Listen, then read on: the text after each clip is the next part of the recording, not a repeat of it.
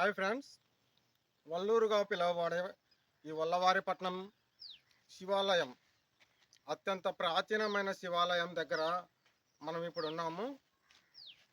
1500వ శతాబ్దం నాటి ఈ శివాలయము మబ్బుగుడిగా పేరు రావడానికి గల కారణాలు, ఆ రహస్యాలు, ఇక్కడ ఉండే సర్పం ఎవరికి శాపం పెట్టింది, ఆ శాపగ్రస్తులు ఎవరు, ఏ ఊరికి చెందినవారు, వాళ్ళకి ఏ శాపం పెట్టింది, ఈ ఈ గుడికి మబ్బు గుడిగా పేరు రావడానికి గల కారణాలు ఏమిటి అనేది మీకు క్షుణ్ణంగా నేను చెప్తాను. మొదట మీరు ఈ గుడిని పూర్తిగా చూసి తర్వాత నేను మీ వీడియో ద్వారా ఈ చరిత్ర గురించి, ఈ రహస్యాల గురించి మీకు క్షుణ్ణంగా చెప్తాను.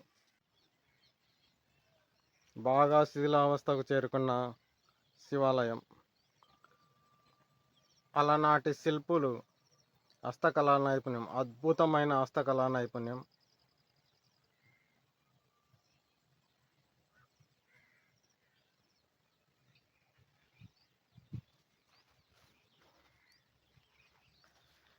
కడప జిల్లాలో అత్యంత ప్రాచీనమైన గుళ్ళల్లో ఈ శివాలయం ఒకటి.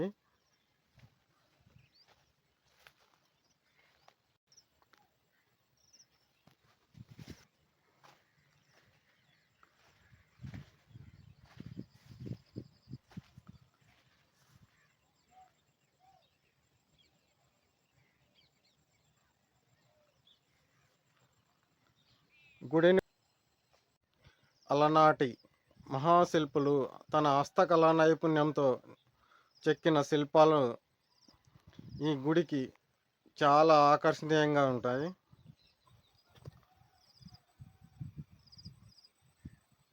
చాలా అద్భుతమైన కళ.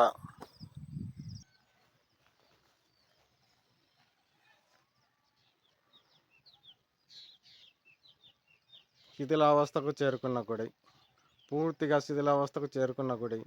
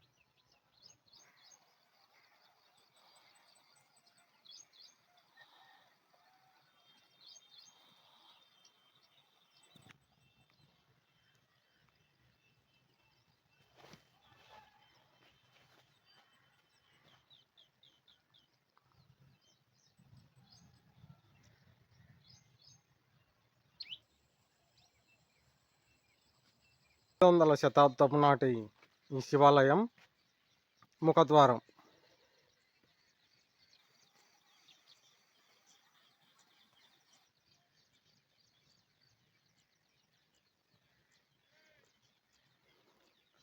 ప్రస్తుతానికి శివాలయము పురావస్తు పరిశోధన శాఖ వారి ఆధీనంలో ఉంది. లోపలికి వెళ్దాం.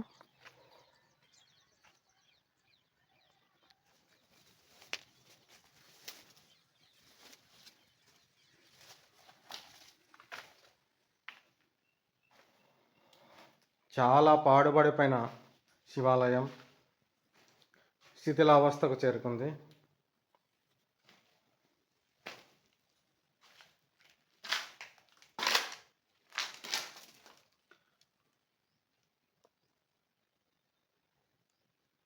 అలనాటి శిల్పులు చెక్కిన అపురూప శిల్పాలు.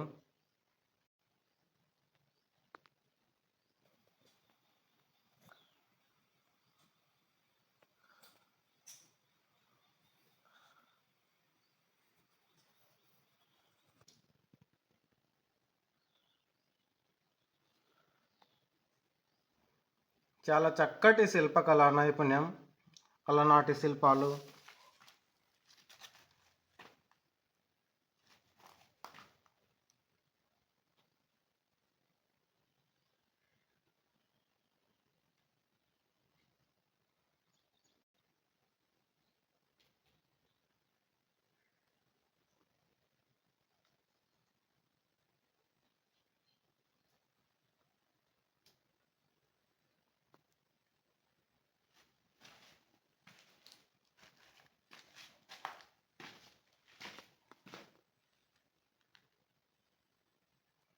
వినాయక స్వామి వారు స్పష్టంగా ఏ శిల్పం కనపడడం లేదు.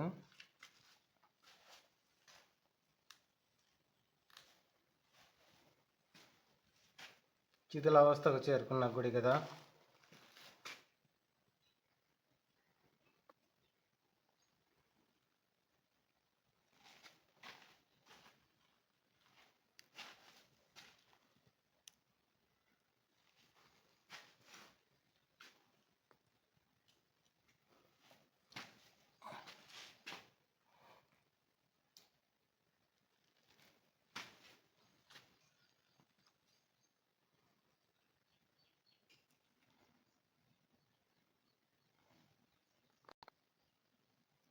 నృత్యం చేస్తున్న శిల్పాలు,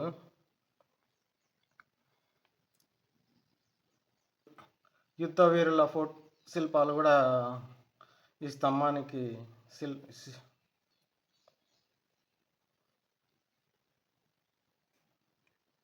ఏ ఫోటోలు స్పష్టంగా కనిపించడం లేదు.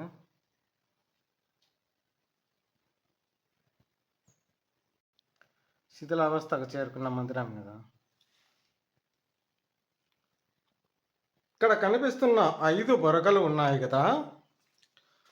ఇక్కడ నుంచి ఈ మందిరం, ఈ శివాలయ మందిరం పూజారులు మొదటగా ఇక్కడ నుంచి చూసి పుష్పగిరి గాలి గోపురాన్ని దర్శించుకొని తర్వాతనే ఇక్కడ పూజ మొదలు పెట్టేవారంట. ఇక్కడ నుంచి చూస్తే పుష్పగిరి చాలా స్పష్టంగా కనిపించేదంట అలనాటి కాలంలో.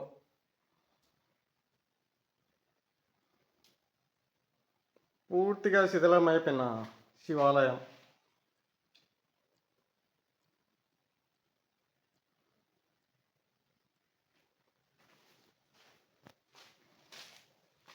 ఈ రెండవ గదిలో కోనేరు ఉండేది, ఒక బావి ఉండేదట. అది కాస్త బూడిపోయింది. ఆ కనిపిస్తున్న 3వ గది గర్భగుడి.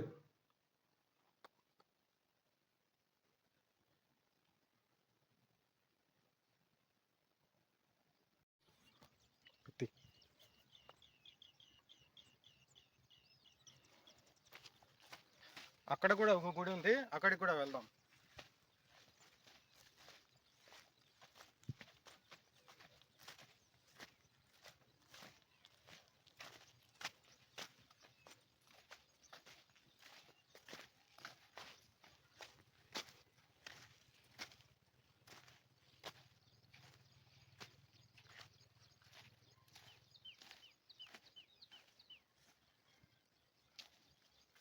బసవన్న ఫోటో శిథిలావస్థ అయిపోయింది.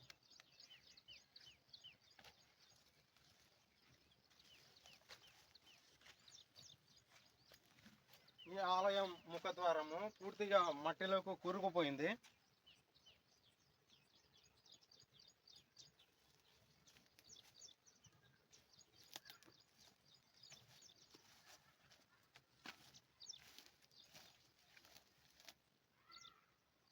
ఇక్కడ కనిపిస్తున్న చిత్రాలు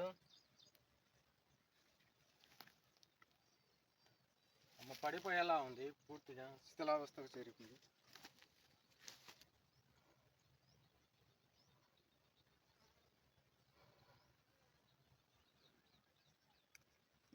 లక్ష్మీదేవి విగ్రహం,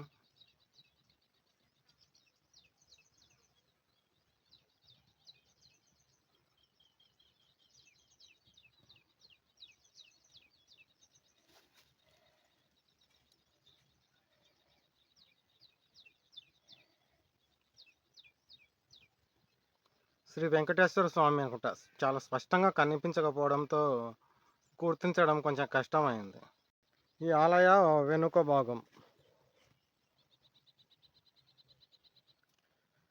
శివలింగము, ఓం నమ శివాయ.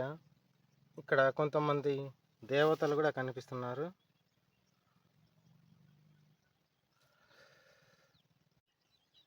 ఈ గుడి ఆవరణంలో, ఈ గుడి లోపల ఒక నాగసర్పం ఉండేది. ఆ నాగసర్పం తలపైన ఒక మణి ఉండేది. ఆ మణి ద్వారా ప్రతి పౌర్ణమికి ఇక్కడ ప్రకాశవంతమైన వెలుతురు చిమ్మేది. ఇక్కడకు దర్శించుకోవడానికి వచ్చిన ప్రజలు ఆశ్చర్యానికి లోనయ్యేవారు అన్నమాట. ఇక్కడ నుంచి మళ్ళీ పుష్పగిరికి వెళ్ళి ఆ చెన్నకేశవ స్వామి దేవాలయ చుట్టూ ప్రదర్శన చేసి మళ్ళీ ఇక ఇక్కడికే వచ్చేది ఆ సర్పం.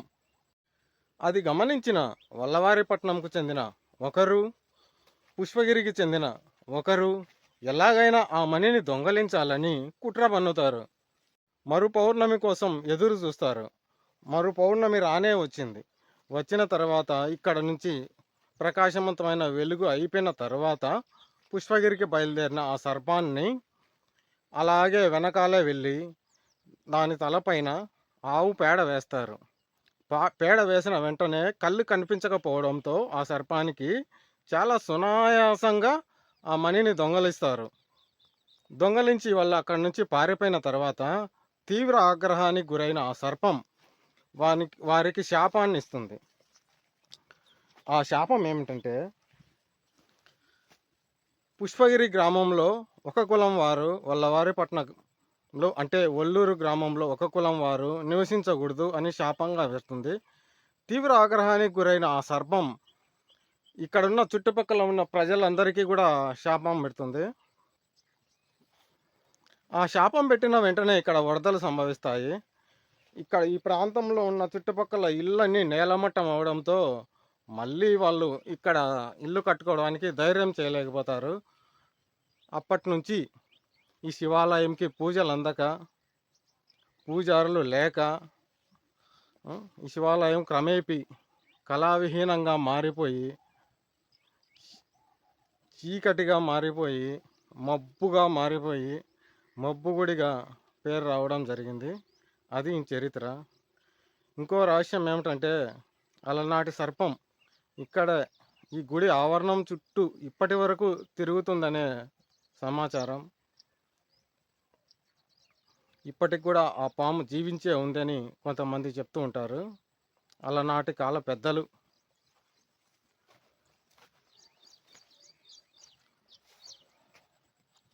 కానీ ఇంకో రహస్యం ఏమిటంటే, ఆ కులం వారు అంటే ఇప్పటి వరకు కూడా ఆ కులం వారు ఆ ఊరిలో కనిపించకపోవడం చాలా ఆశ్చర్యకరమైన విషయం. అంటే ఆ సర్పం పెట్టిన శాపం ఎంత పవర్ఫుల్లో మీకు అర్థమైపోయి ఉంటుంది. ఫ్రెండ్స్, ఈ వీడియో మీకు నచ్చినట్లయితే లైక్ చేసి షేర్ చేయండి, సబ్స్క్రైబ్ చేయండి ఫ్రెండ్స్.